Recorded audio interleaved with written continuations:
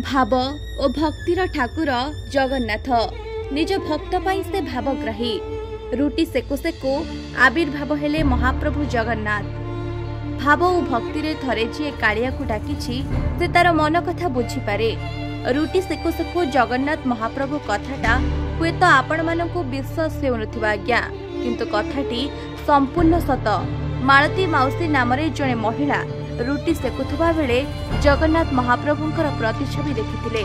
एहाकु देखि से प्रथमे आश्चर्य होई जाइथिले एवं परे परिवार प्रत्येकटी सदस्य को डाकी देखाइथिले। एहाकु देखिबा परे समस्ते जगन्नाथ को प्रेम रे भाव विहुल होई जाइथिले एवं परे पूजार्चना करिथिले। महाप्रभु को देखिबा पाई मालती माउसी घर को आसीथिले अनेक जगन्नाथ प्रेमी।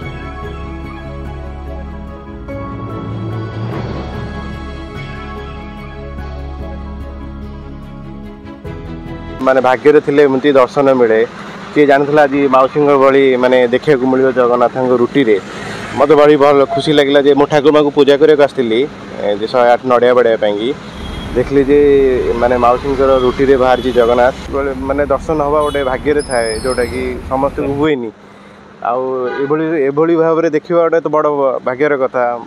माने कोटि कोटि मुंडिया मची जगन्नाथ को जी कि गोटे मत भाग्य माने सिचुएसन देले जोटा कि देखि पारिया जय जगन्नाथ। रुटी कला बेलू मु सब जो मुहूर्त भी जहाँ करे सब ठाकुर को डाके जय जगन्नाथ कहीकि मो काम मु करे।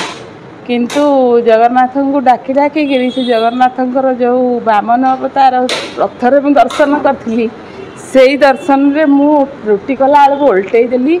मु भाविली पोड़ीगला रुटीटा किंतु काढ़ीदेला बेलू जगन्नाथ ही स्वयं रुटी रे अच्छा।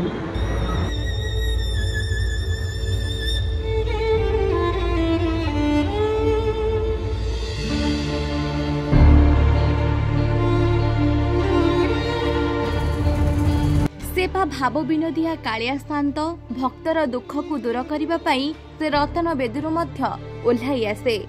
से सबु कालिया शांतर लीला सबु से जानती। एमिति किछि कही भाव विहुल होई पड़िथिले मालती माउसी।